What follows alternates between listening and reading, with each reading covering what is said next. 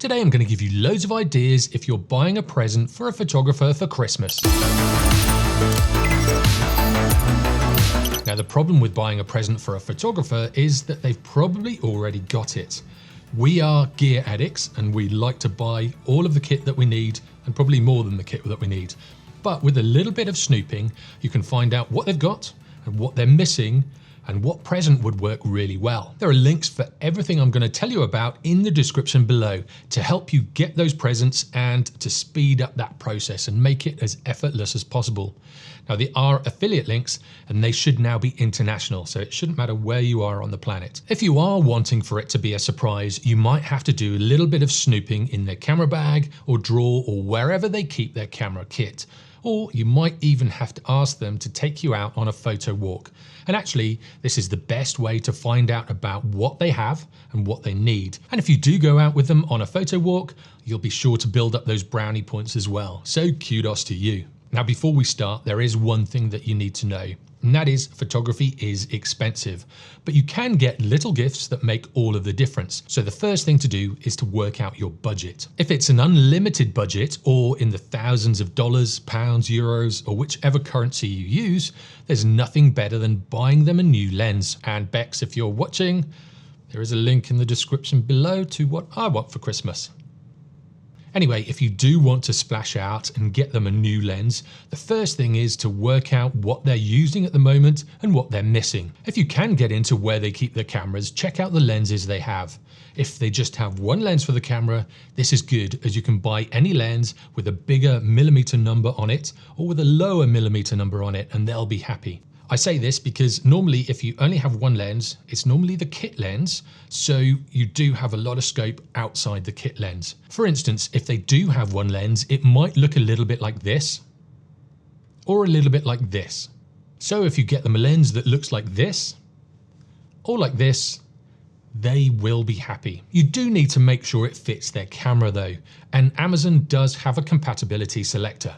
So you have to do a little bit more snooping again, just to find out what camera model they have. Maybe if you do go out on a trip with them, you could ask them by pretending to be interested and asking which camera they use and which lens is their favorite. As photographers, we are simple creatures, so we will love this. And we will talk about kit for hours. So be prepared for a lot of talk if you do ask this question. So let's say you find out that they're shooting with this Sony a7 III, and then you've also noticed that they don't have a telephoto lens, which is those big long ones. Sometimes they're white, sometimes they're black, but they're big long lenses. All you do is search for Sony telephoto lenses. With the Amazon compatibility selector, you then just put in the brand, which is Sony in this case, and then the model number, which is the a7 III. If it says no or it's not sure, go back and try another lens. And if you're struggling with this, maybe phone a local camera shop and get some advice, or comment below and I'll try and help out as well. When buying a lens, you do need to be careful as there are so many different fittings, so many different sensor sizes and things like that to take into consideration.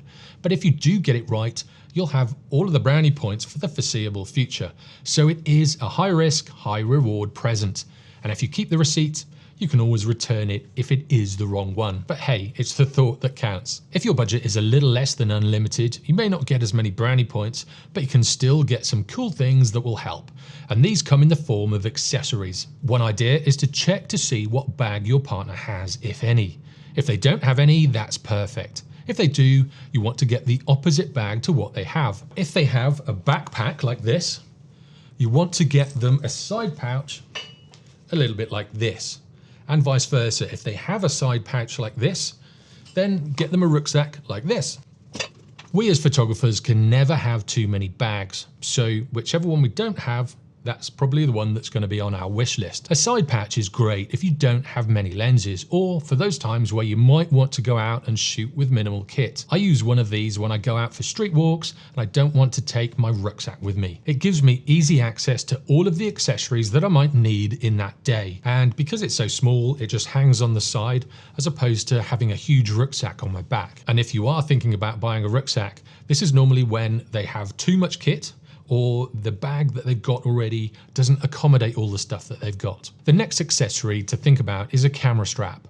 If your partner just has the basic camera strap that came with the camera, bingo, you've just found an easy gift to buy. Now the camera strap that I really like is the sling design, which is this one. And what this does is it sits across my shoulder and the camera hangs on my hip. But if this is too plain and you want something brighter, you can get some quite funky straps as well. So if they have a quirky personality, check out the ones I've linked in the description below. Now, if you do a lot of hiking, a rucksack strap mount is a really good gift. I have one on my rucksack and it sits here. It's a little metal plate.